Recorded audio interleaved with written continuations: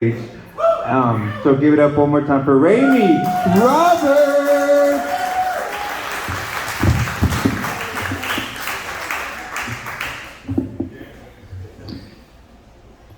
All right.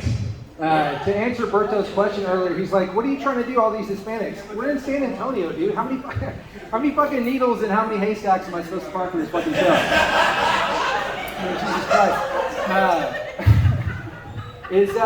Is anybody here married? I know they asked her. Any married people? So, how long did it take you to realize you were at the intersection of good enough and not really giving a fuck anymore? I was 19. 19. Okay, good answer. But that's actually where my wife found me, down at the corner hustling for dates. But my wife, unfortunately, is not here tonight because she's a much better person than I am. She's a neonatal nurse making sure babies don't die while I'm up here telling jokes about my dick to strangers. But yeah, she's a way better person than me. She's very kind and compassionate, but sometimes she can be very naive because of that. I think they kind of go hand in hand.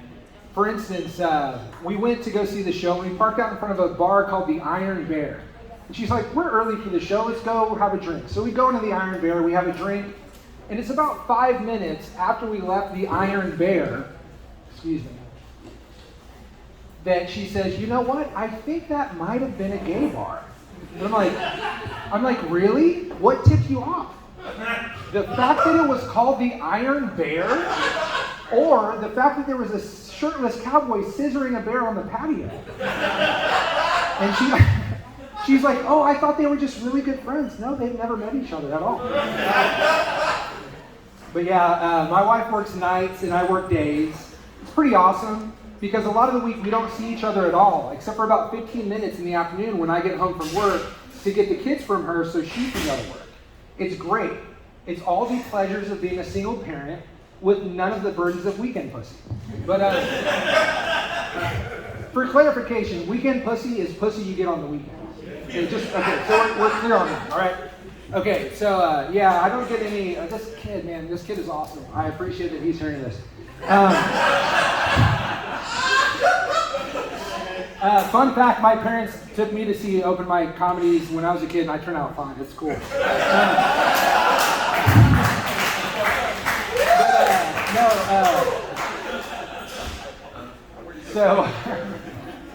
Yeah, I don't get any weekend pussy, but my wife is really jealous of me for some reason. And I'd like to think it's because I have what the medical profession refers to as that good dick.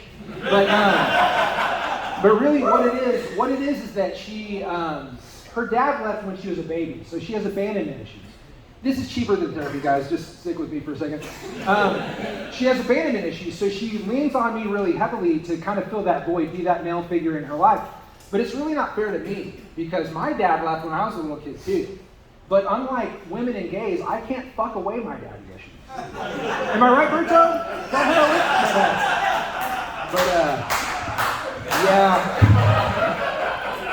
My wife, she actually even gets, she gets jealous of me for stuff that happens in her dreams, which that's not fair. You know, like, I'm making breakfast, and I look over at her, and she's just giving me this, like, real fucked up, like, stink eye. And I'm like, what's up? And she's like, "You fucked that girl." And I'm like, whoa. She's like, "In my dreams." I'm like, "You can't get mad at me for that. You made me fuck that whore." Totally not my fault. But yeah, I get way more play in my wife's dreams than I do in real life. Let's just put it this way. If I got half as much play in real life as I do in my wife's dreams, I would have fucked at least one other woman in the past decade. But yeah, speaking of my favorite feel-good story of the past decade, are you guys familiar with the Hulk Hogan sex tape? Anybody? Okay, good. Yeah, these guys know. But if you haven't seen this, do me a favor, go home tonight and do your research because it's fucking amazing. So, the quick recap, fun fact, I looked it up actually, there is an IMDb page for the Hulk Hogan sex tape. It has a rating of 6.7, which surprisingly is the same rating as the Police Academy movie and Dawson's Creek. So if you're a fan of Dawson's Creek, you'll love watching Hulk Hogan. The quick recap of the Hulk Hogan sex tape is that Hulk Hogan cuckolded which y'all can look that up too if you don't know. Hulk Hogan cuckolded his best friend, Bubba the Love Sponge, while Bubba the Love Sponge filmed it. And Bubba the Love Sponge is listed as a director on the film on IMDb, by the way. But so the website Gawker got a hold of this sex tape and they leaked it to the public. So Hulk Hogan sued Gawker successfully for $140 million because he said it irreparably damaged his reputation. Like, dude, that just fucking made me go even harder for you, Hulk. But anyway, it bothers me for a lot of reasons, but the main reason that bothers me is that means that Hulk Hogan got paid $140 million to make the shittiest porno of all time.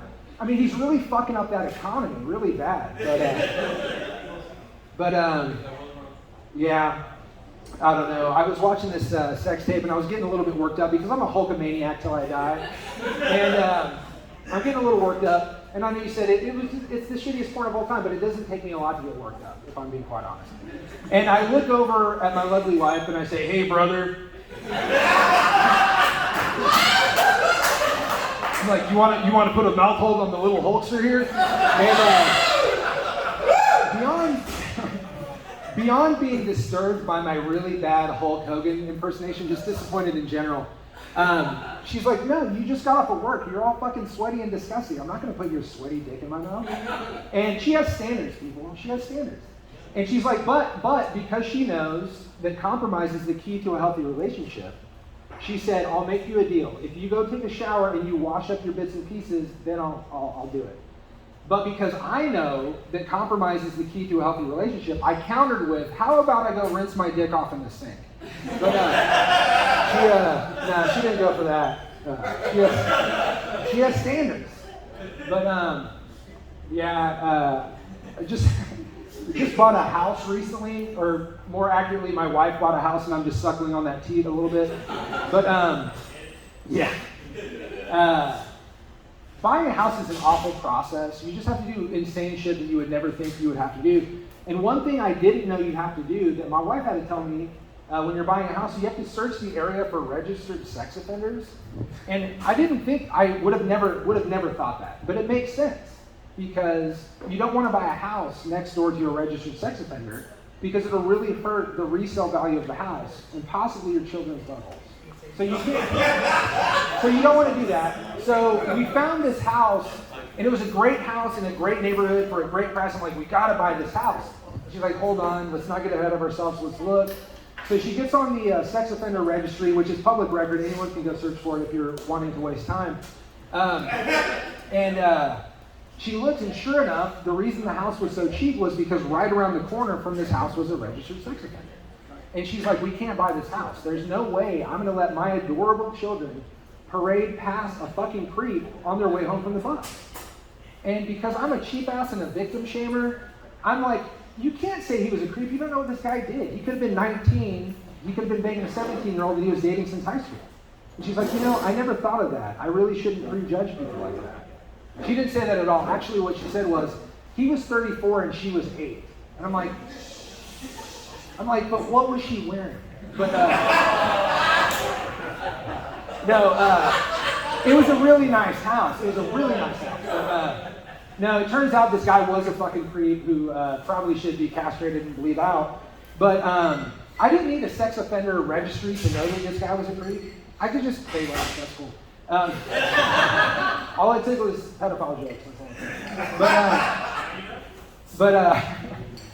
No, I didn't need the sex offender registry to know this guy was a creep. I could just look at his name. Again, this is public record. This guy's name was Don Richard Staines. And I'm like, Jesus Christ, dude. This guy's parents named him Donnie Dick Staines. I mean, fucking Donnie Dick Staines. What the fuck else was he gonna do other than diddle kids? I mean, fuck. He was set up, but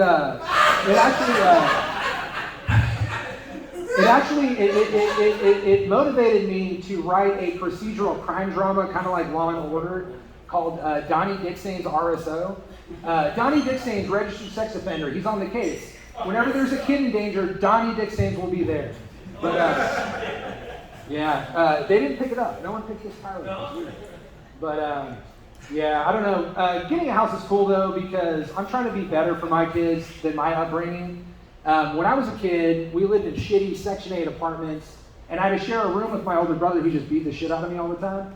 But it got a little better. At 11 years old, we moved into a shitty rental house, so I had my own room.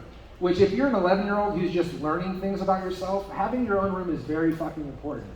But it didn't last long because when I was 16, my older brother had moved out, my sister had moved out. It was just me, my mom, and my younger brother. And so she bought her first house. It was a very exciting moment. My mom bought her first house. But it was a 2-bedroom house. I'm like, Mom, I don't want to share a room with my younger brother. That's bullshit. She's like, oh, don't worry about it. You don't have to share a room with Regis. You're going to be moving out in a year. You can just sleep on the couch. And I'm like, fucking cold-blooded. But we had cats, so the couch was always fucking gross. And so I did what any self-respecting human being would do. I moved into the closet of my younger brother. You could open the door, you could put an air mattress in there, you could lay down, and you could close the door behind you. It was one step above a coffin, but at least I had my own door. Which, when you're 17 and you're not getting any ass because you sleep in the closet of your younger brother at your mom's house, having your own door is extremely important.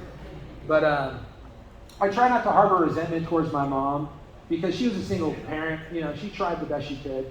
But I can't help but be a little bit resentful now because she now has dogs who she clearly loves more than she ever loved me. Again, it's cheaper than therapy, guys. So my mom has these dogs that fucking tear up her house when she's not there. So my mom actually took these dogs to the vet to get anxiety medication. I'm like, bitch, maybe you need anxiety medication. But, meanwhile, I didn't go to the doctor legitimately till I was 9 years old, including I was born at home. Literally did not go to the doctor till I was 9 years old. This dog's on anxiety medication. It eats organic food. I was raised on Totino's pizzas and chicken nuggets. And now my mom is taking these dogs to Doggy Daycare so she can go to the grocery store. I'm like, Mom, that's bullshit. Why are you going to pay money to put these dogs at Doggy Daycare? Just put it in a kennel. And my mom literally says this to me. It's just emotionally draining knowing that this dog is in that kennel for hours and he's unhappy. I'm like, bitch, I slept in the fucking closet for a fucking year. All right, guys, well, I'm going to go cry in the corner. Thanks a lot for coming out tonight.